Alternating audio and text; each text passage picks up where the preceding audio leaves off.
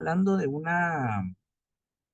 si estamos hablando de una extorsión a través del teléfono, obviamente nosotros vamos a buscar alguna foto de algún listado, pero si estamos viendo que hay fotos de niños, nosotros no podemos ingresar a esas fotos o no podemos exhibirlas ante el juez porque ya sería la violación de derechos de terceros, en este caso de niños, niñas y adolescentes, o de la esposa del marero, la esposa del extorsionista, una cuestión así.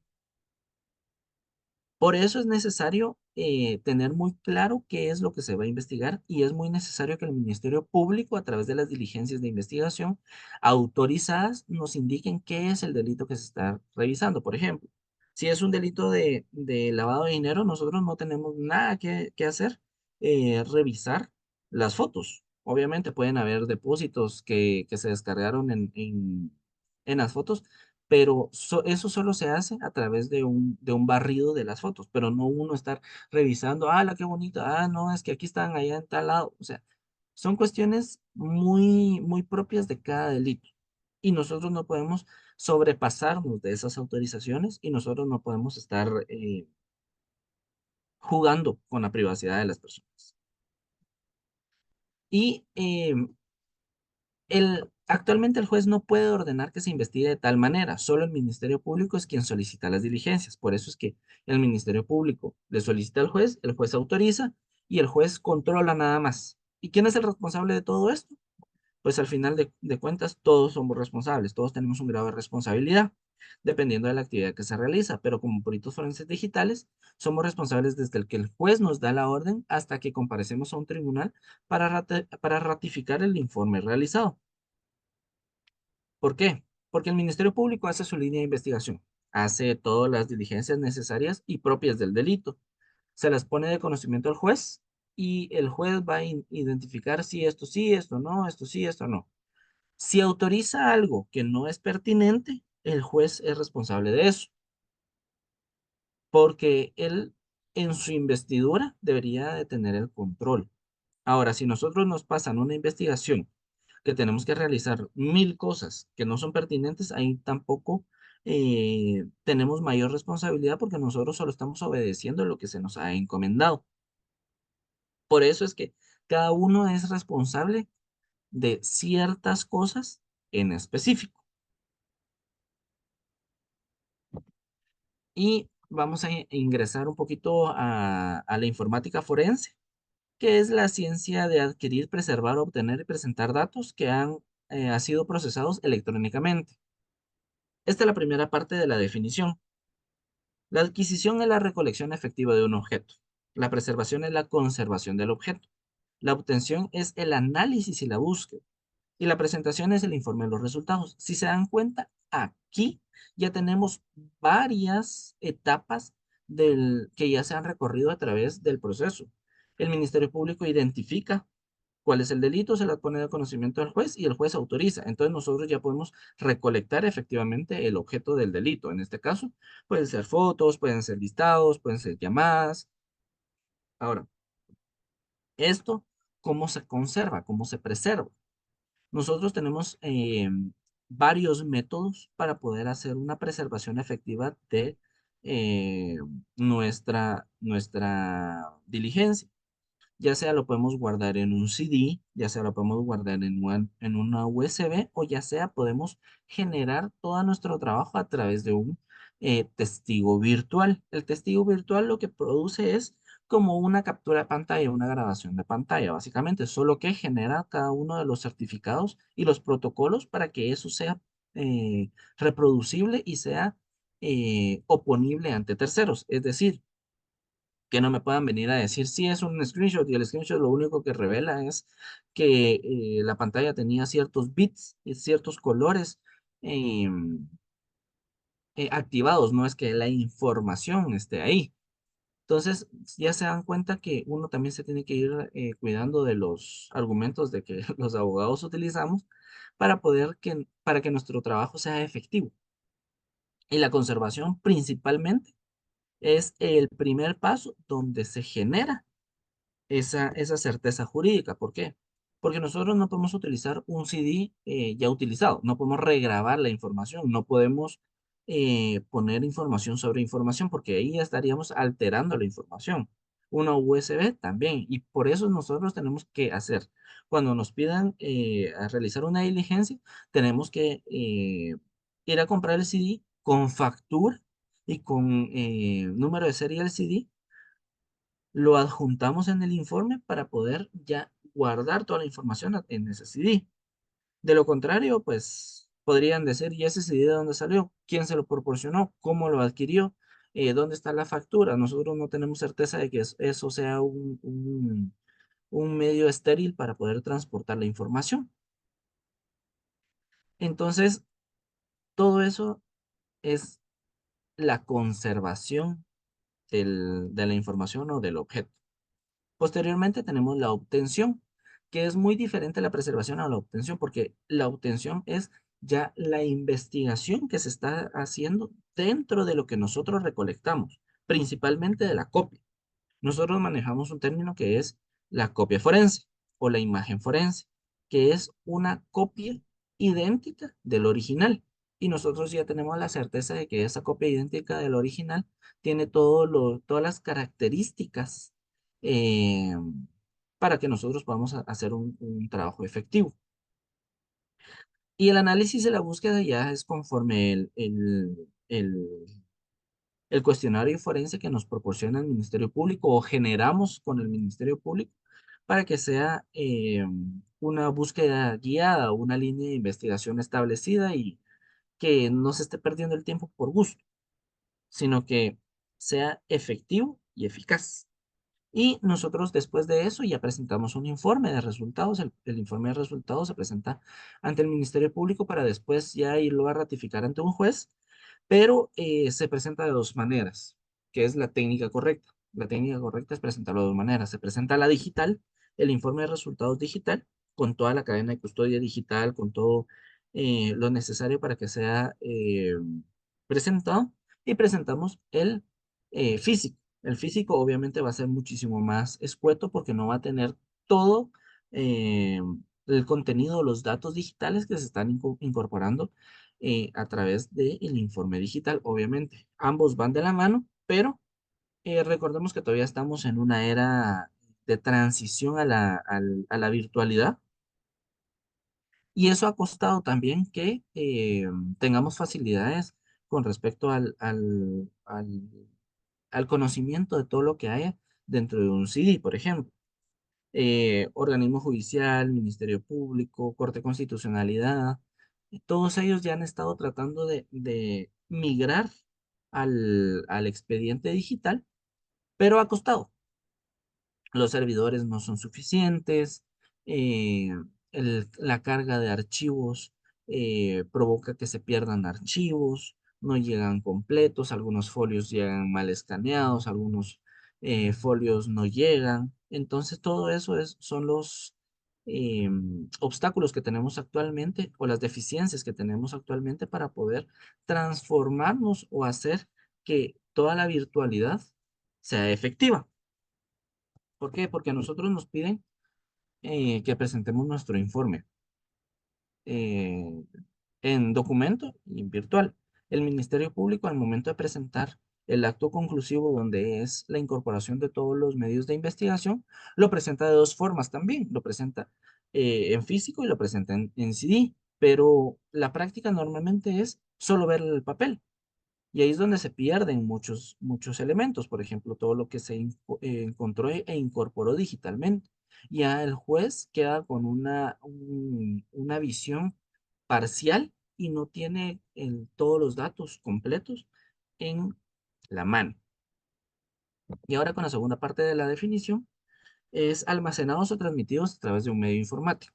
Almacenados, ya sabemos, cualquier disco, CD, USB, un disco duro externo, una computadora, un teléfono, un Walkman, un MP3 y todo lo que nosotros conocemos desde que nació la digitalidad. en 1995 hasta ahorita. Todos esos medios son medios digitales, medios informáticos, son entornos digitales y son entornos informáticos.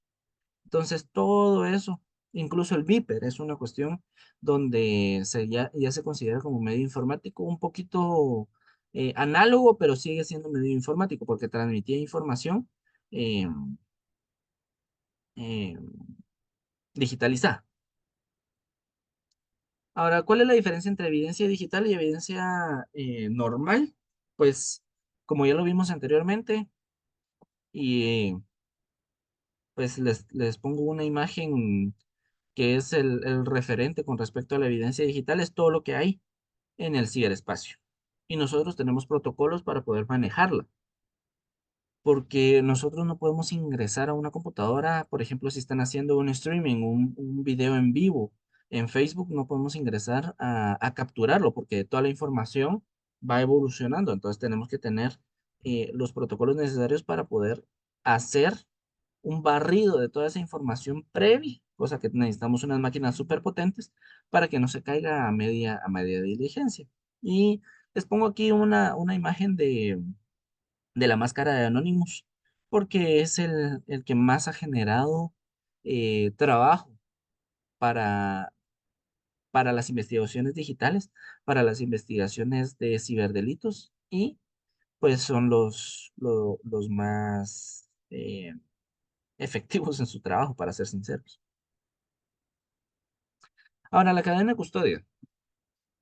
Todo esto, todo esto va correlacionado para poder llegar a nuestro punto final, que nos lo vamos a agotar como en 20 minutos, que es el decreto 11/2022. La cadena de custodia es un registro minucioso del movimiento de la evidencia durante el proceso probatorio, que indica con exactitud de las actividades realizadas de las personas responsables, momento y estado al contacto con la evidencia. ¿Cuándo se inicia? Pues cuando se recolecta el inicio.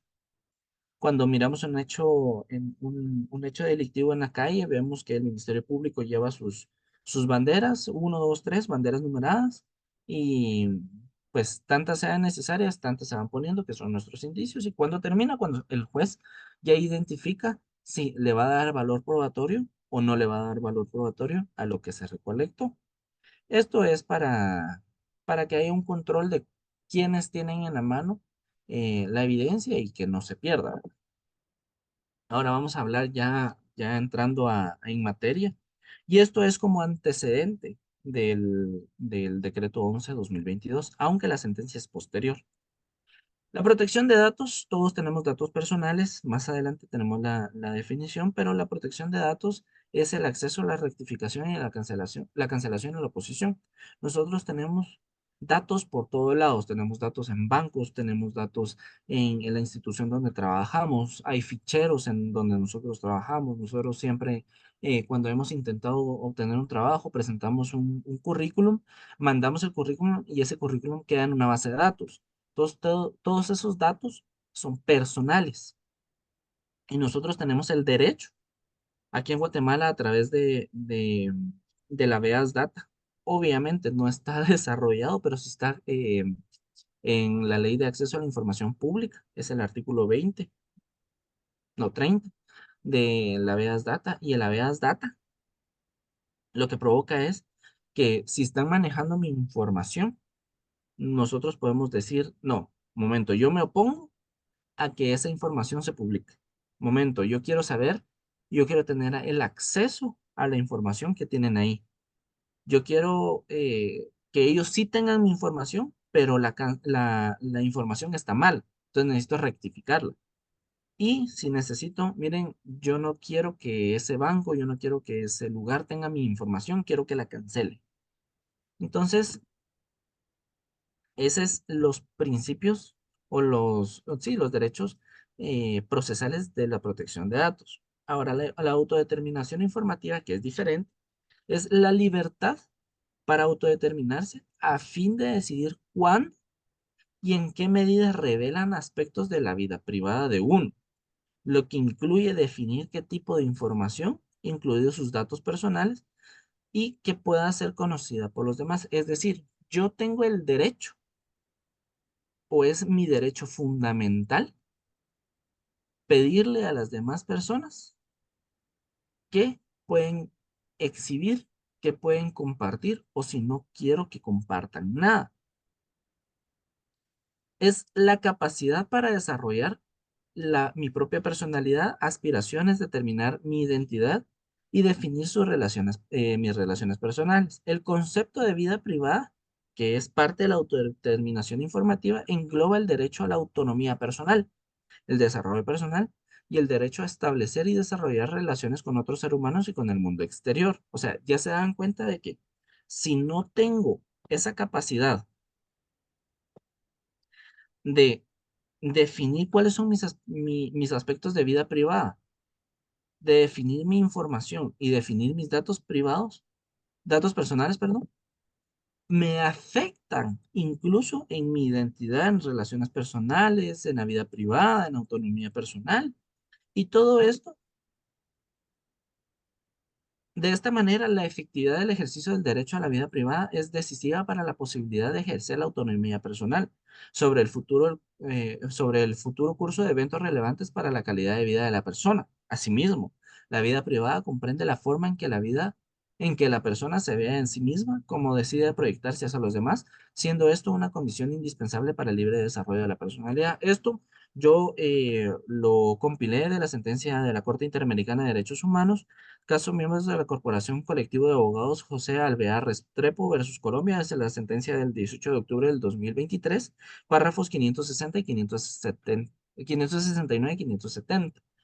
Pero nos damos cuenta, la autodeterminación informativa es, en resumidas cuentas, la capacidad que yo tengo de que mi información, mis datos, mis imágenes, todo lo que me determine a mí, lo pueda decidir qué se publica y qué no se publica, y si en dado caso llegan a transgredir mi autodeterminación informativa, puede tener una repercusión en mi autonomía personal a un futuro, en mi calidad de vida. ¿Por qué? Porque si yo estoy decidiendo que no se publique tal cosa, podría afectarme psicológicamente o en mi proyecto de vida. Si yo estoy decidiendo que no se publique una imagen mía, ya sea íntima o de cualquier tipo, puedo perder esa capacidad de proyectarme hacia los demás. Obviamente, ahora en Twitter, Facebook, Instagram, Twitch, todo eso, hay mucha desventaja con respecto a eso porque publican, cierran el perfil y ya no se tiene mayor información. Sí se puede hacer una investigación, pero lastimosamente, Guatemala todavía no ha querido o no ha tenido la voluntad política de suscribir el Convenio de Budapest que establece lo sobre la ciberdelincuencia. Esto provoca que haya una cooperación internacional y se pudiera solicitar inmediatamente a Estados Unidos a través de Meta, que es la corporación más grande y que tiene la mayoría de las redes sociales a su cargo, ya sea Twitter, Facebook, Instagram, YouTube, eh, y Threads, que son los que están bajo su dominio. Se podría solicitar quién creó el perfil, cuándo lo creó, dónde lo creó, con qué IP lo creó. A través del IP nosotros ya se podría investigar dónde está esa IP asignada en Guatemala, quién la adquirió, dónde está generada. Entonces todo eso, lastimosamente en Guatemala no hay una voluntad política aún para poder suscribir ese convenio de Budapest y poder realizar unas investigaciones digitales pertinentes y sobre todo efectivas. Porque si se dan cuenta, para la Corte Interamericana de Derechos Humanos es fundamental la privacidad, la autodeterminación informativa de los datos personales para el libre desarrollo de la personalidad. Ahora, los datos personales, esto lo compilé de los principios actualizados del Comité Jurídico Interamericano sobre la privacidad y la protección de datos personales. Y es la información que identifica o puede usarse de manera razonable para identificar a una persona física de forma directa o indirecta, lo que incluye los distintos factores referidos específicamente a su identidad física, fisiológica, genética, mental, económica, cultural o social, expresada en una forma numérica, alfabética, gráfica, fotográfica, alfanumérica, acústica, electrónica, visual o de cualquier otro tipo. Si se dan cuenta, La información que nos identifica puede ser cualquier cosa. Hace un tiempo tuve un caso donde se logró identificar eh, a un agresor, a una persona que estaba tratando de chantajear a una, pues eso fue antes de las reformas al Código Penal, estaba tratando de chantajear a una señorita y se identificó por parte de esta definición en los azulejos del baño. Los azulejos del baño se identificaban en una foto donde ella había compartido una foto íntima y estaban esos azulejos. Del otro lado de la investigación se fueron a tomar fotos de esos azulejos y se identificó que sí eran unas fotos íntimas de ella, datos personales de ella, y fue por eso que sí se logró llegar a un resultado del caso. Pero nosotros nos podemos identificar o nuestros datos personales pueden ser de cualquier tipo, pueden ser directa o indirecta, incluso lo menciona la definición de este comité jurídico. Y no necesariamente puede ser una foto, puede ser una combinación de palabras, puede ser un apodo. Por ejemplo, a alguien que le digan chiqui, que a alguien le digan un apodo, qué sé yo, o sea, una cuestión que lo identifique propiamente a él. Obviamente, se tienen que incluir todos los elementos de prueba necesarios para poder sostener que le dicen a esa persona como le dicen, porque puede ser numérica, a alguien le pueden decir el 20, el 22, o gráfica, o fotográfica, o sea, o acústica, por ejemplo. En mi familia nosotros tenemos un silbido, un chiflido de tal manera, me imagino que es muy común aquí en Guatemala, que nos identifica y solo chiflamos y ya sabemos que nosotros estamos ahí.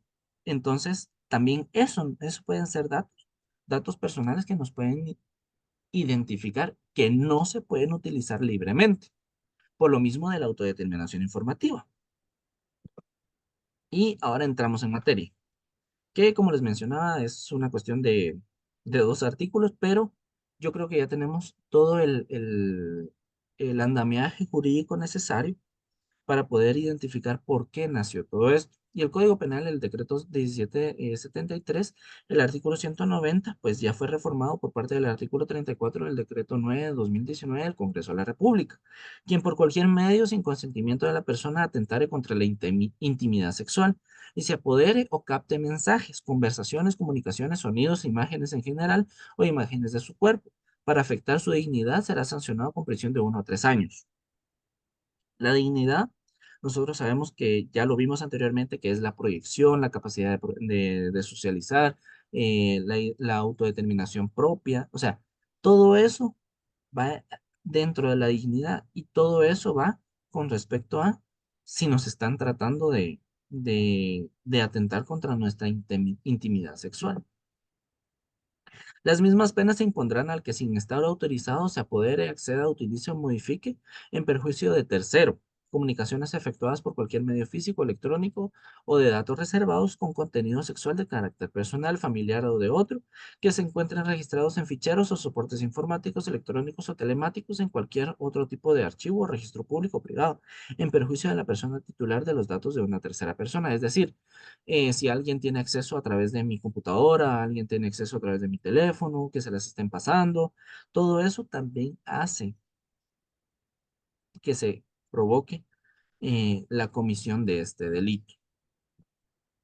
Se impondrá la prisión de 2 a 4 años a quien difunda, revele o sea cualquier título a terceros los datos o hechos descubiertos o imágenes captadas a que se refiere este artículo. Es decir, nadie puede abusar de la confianza que se le está dando para poder transmitir fotos íntimas. Si yo con mi novia recibo fotos íntimas, tengo la prohibición expresa y es un delito yo compartirlas. Obviamente eso va a suceder porque siento yo, parte del ser humano y es parte de la confianza, creo yo también. Y ahora, vamos con los considerandos del decreto 11-2022, que para dar cumplimiento y garantizar los derechos de los niños y niñas y adolescentes, el Estado de Guatemala ha ratificado varios convenios internacionales, entre los cuales se encuentra la Convención sobre Derechos del Niño, la cual obliga a los Estados parte a adoptar todas las medidas legislativas, administrativas, sociales y educativas apropiadas para proteger al niño contra toda forma de perjuicio o abuso físico, psicológico, descuido o trato negligente, malos tratos o explotación, incluidos el abuso sexual, mientras el niño se encuentra bajo la custodia de sus padres, de un representante legal o de cualquier otra persona que lo tenga a su cargo. Obviamente, este es el primer considerando. Nosotros sabemos que siempre van a haber entre 4 y 5 considerandos en cada decreto. El primero es que la Constitución, va. El segundo siempre va a ser la prohibición o qué es lo que genera que nosotros tengamos la necesidad de esa ley. El tercero va a ser siempre respetando los derechos. En este caso, que el acceso al Internet es un derecho humano. Todas las personas, y ha sido reiterado que todas las personas tenemos el derecho humano del acceso al Internet, declarado por el Consejo de Derechos Humanos de las Naciones Unidas, y que actualmente el desarrollo de la tecnología ha posibilitado la universalización del acceso a dicho derecho, lo cual implica el acceso a las redes sociales, poniendo a los niños y niños, niñas y adolescentes ante situaciones que implican constantes amenazas a su integridad, libertad e indemnidad sexual, por lo que es deber del Estado promover los mecanismos necesarios para protegerlos de dichas amenazas. Aquí lo que nosotros estamos viendo en el primer considerando es que los niños tienen derechos y hay que protegerlos. Los derechos del niño. La Convención sobre los Derechos del Niño. Nosotros ya hemos tenido vastedad de capacitaciones a través de eso y yo creo que es innecesario repasar sobre ello. Ahora, con respecto al acceso, al derecho humano del acceso al Internet, que es un derecho novedoso, nosotros estamos viendo que todas las personas necesitan tener acceso al Internet. No se les puede negar, principalmente a los niños, niñas y adolescentes. Y es por eso que se les tiene que proteger de mayor manera. Y entramos a las reformas al decreto número 17-73, que es el Código Penal del Congreso de la República, Código Penal, en relación a los delitos cometidos en contra de la niñez y adolescencia a través de medios tecnológicos. El artículo 190, nosotros recordamos cuál es el artículo 190, ahorita adicionaron el 190 bis, que es la seducción de niños, niñas o adolescentes por el uso de las tecnologías de información. ¿Quién? O sea, ¿quién? Cualquier persona, hombre, mujer, en este caso es así de amplio. Sujeto activo puede ser hombre o mujer, independientemente cuáles sean sus condiciones, a través de todo tipo o clase de medios tecnológicos, valiéndose o no del anonimato. Puede ser una cuenta real o una cuenta falsa. Contacta a cualquier niño, niña o adolescente. Ahí tenemos el sujeto pasivo, que es la víctima, con el propósito de solicitar o recibir material con contenido sexual o pornográfico propio o de terceras personas, ya sea que incluya o no medios audiovisuales. Los medios audiovisuales pueden ser un audio, pueden ser conversaciones de índole íntimo, sexual, entonces por eso es que hace esa diferencia. Y puede ser sexual o pornográfico. Eh, la diferencia al final es cuál es el sentido de la producción que se está realizando, ¿verdad? Y solicitar o recibir. No solo yo lo estoy pidiendo, sino que también me lo pueden mandar, ¿verdad? Me lo pueden mandar alguien que tenga acceso a eso. Tener o facilitar con terceras personas relaciones sexuales. Aquí ya hay un contacto físico. Y facilitar la comisión de cualquier otro delito contra la libertad o indemnidad sexual del niño, niña o adolescente contactado. El responsable de una o varias conductas anteriores indicadas será sancionado con prisión de 6 a 12 años, independientemente que logre su propósito. Es decir, aquí estamos eliminando la tentativa. Es decir, sí, ves que yo solo se lo pedí. Bueno, sí, igual se lo pidió, pero independientemente logró o no su propósito, el delito va a tener una prisión completa, no la tentativa. Y obviamente aquí dice una o varias conductas. Puede ser solicitar o recibir material de contenido sexual para posteriormente ya tener una interacción sexual. o solicitar y recibir material para poderlo enviar y promocionar al niña o adolescente. Entonces, y la pena será aumentada en dos terceras partes cuando la víctima sea un niño, niña o adolescente con incapacidad cognitiva o volitiva. Pues eso es un amplio catálogo que lastimosamente se da y por eso es que es tan severa la pena. Dos terceras partes, es decir, seis se divide en tres, serían 4 años adicionales de los 6 años. Em, el siguiente, todavía tenemos que terminar con esto. La pena se impondrá sin perjuicio de que pueda corresponder, de las que puedan corresponder por la comisión de otros delitos. Promoción o estímulo, ¿cómo es? Promoción y facilitación a la prostitución, una cuestión así, ¿verdad?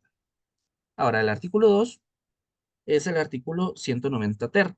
Chantaje a niños, niñas o adolescentes mediante el uso de tecnologías de información o medios tecnológicos. Si estamos viendo, bueno, ¿quién? Obviamente estamos dejando abierto, puede ser hombre o mujer, mediante el uso de tecnologías de información o medios tecnológicos, valiéndose o no del anonimato, amenace a un niño, niña, adolescente o sus representantes legales con difundir material con contenido sexual o pornográfico propios de los niños, niñas o adolescentes, ya sea que el material esté contenido en medios audiovisuales u otros, será sancionado con prisión de 6 a 12 años. El anterior es yo estoy pidiendo o yo estoy pidiendo contenido y este es ya tengo el contenido y te voy a chantajear. Este normalmente se le conoce actualmente como la sextorsión. Es la extorsión a través de fotos íntimas para poder tener un objetivo. El lucro injusto podrá ser el acceso a una relación sexual, dinero, eh, lo que se ha dado últimamente en los ministerios del gobierno es plazas. Entonces, bueno, pero eso no es con niños, niños, niñas o adolescentes, eso ya es con adultos, pero es un ejemplo. Entonces, este ya sería como la segunda fase del delito. Yo ya tengo las fotos, yo ya tengo las fotos de índole sexual y le voy a decir, si no me das lo que yo quiero, las voy a publicar, las voy a transmitir en Twitter, las voy a transmitir en Facebook, las voy a transmitir en... Y nuevamente, la pena será aumentada a dos terceras partes cuando la víctima sea un niño, niña o adolescente con incapacidad cognitiva o volitiva y las penas se impondrán sin perjuicio de que las penas puedan corresponder por la comisión de otros delitos. O sea, este no elimina la comisión de otros delitos. Y pues terminamos con los artículos, con los delitos adicionados. Ahora vamos a ver el artículo 198, que es más sencillo de comprender. A los responsables de los delitos a que se refiere el título tercero del libro segundo del Código Penal se les impondrá, además de las penas previstas en cada delito, las siguientes. Si el autor es persona extranjera, la expulsión. Si el delito es cometido de una persona jurídica, además de las sanciones aplicables a tutores o cómplices, se ordenará la cancelación de la patente de comercio. Si el autor comete el delito de abuso de ejercicio de su profesión, se le impondrá la habilitación especial de prohibición del ejercicio y conjuntamente con la pena principal se impondrá la inhabilitación especial cuando el hecho delictuoso se cometiera con abuso de ejercicio o con infracción de deberes inherentes a la profesión. Ahora, lo que el artículo tercero adiciona es el numeral quinto y sexto del artículo que acabamos de leer, que son las penas accesorias. En este caso, el numeral quinto sería prohibirle la contratación de servicios de Internet por el doble de la pena impuesta, notificando a los proveedores de dicho servicio. Es decir, si alguna persona pide contenido íntimo o tiene relaciones sexuales con algún niño, niña o adolescente a través de los medios digitales, eh, se les prohibirá tener acceso a servicios de Internet por el doble de la pena impuesta. Es decir, si le ponen a la pena mínima, que son 6 años, sería 12 años sin poder tener servicios de Internet. O si en caso el segundo delito, que es ya chantajear, ya intimidar o ya promocionar la divulgación del contenido que yo ya tengo, igual manera. Si es la pena mínima, se pone doble pena, que serían 12 años. Y la pérdida de dispositivos electrónicos utilizados en la comisión del delito a favor del Ministerio Público. Eso significa que si yo lo estoy haciendo a través de una computadora, voy a perder mi computadora. Si lo estoy haciendo a través del teléfono, todo eso va a pasar al Ministerio Público. Y quien incumpla alguna o varias de las penas accesorias impuestas será responsable del delito de desobediencia. ¿Esto qué significa? Que si no hago caso, me llevan al tribunal, al juzgado de delitos específicos de desobediencia y ya tengo otro proceso que tengo que cumplir. Este decreto entró en vigencia 8 días después de la publicación, es decir, el 16 de febrero de 2022. Si se dieron cuenta, la ley es anterior a la sentencia de la Corte Interamericana de Derechos Humanos. Es decir, internacionalmente ya tienen todas las bases para poder estar innovando jurídicamente, pero nosotros lo único que tenemos que hacer es copiarlas de otros países. Por ejemplo, esta es una copia de la ley Olimpia de México.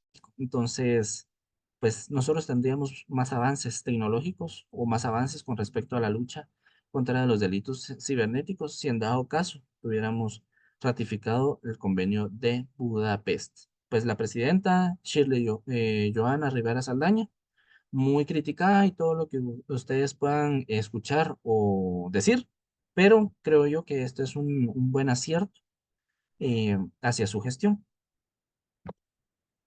Y por lo demás, muchas gracias. ¿Alguna pregunta, alguna consulta, alguna, algún comentario? Estoy abierto a todo lo que ustedes quisieran preguntar.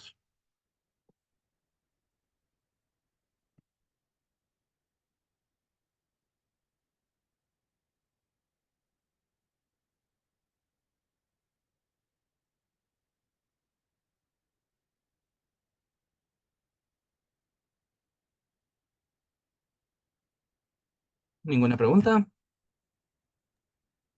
Muchas gracias, licenciado, por la disertación. La verdad, bastante interesante toda la temática. Yo creo que nos abordó mucho la parte del área legal y eso es bastante importante poder conocer, la verdad. Eh, eh, Permítanme unos minutitos, yo les voy a estar compartiendo Solo, el perdón, registro de no le asistencia. escucho, no le escucho mucho, le escucho como lejos.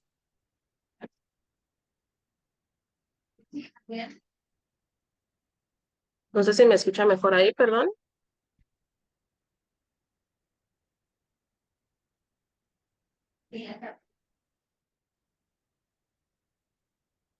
¿Será que me escucha mejor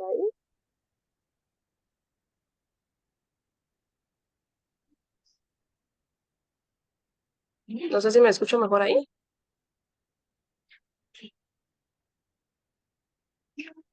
Sí, ok.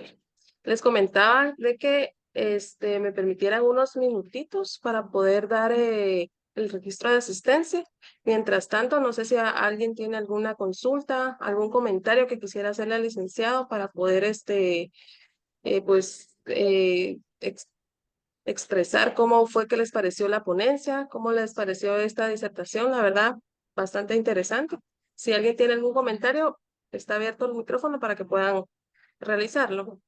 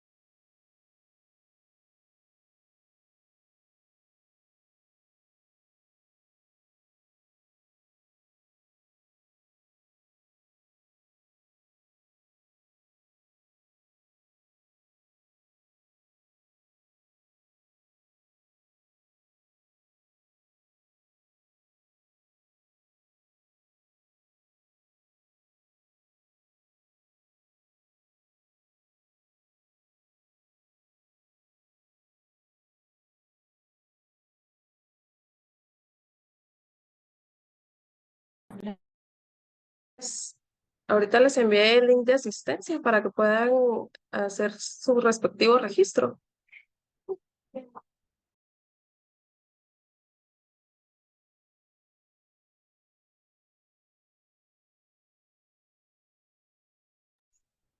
Agradecemos a todos también por su amable atención y por estar siempre pendientes del curso. Ya vamos, pues, quinto módulo. Entonces, la otra semana, pues, primero Dios, la licenciada Sandy ya puede estar ya con ustedes en la siguiente disertación. Y pues cualquier duda o consulta saben que se pueden comunicar también con ella. Voy a dejar unos minutitos abierto el chat para los que aún no han copiado el link de registro. Y ya nos podemos ir despidiendo. Que tengan muy buen día.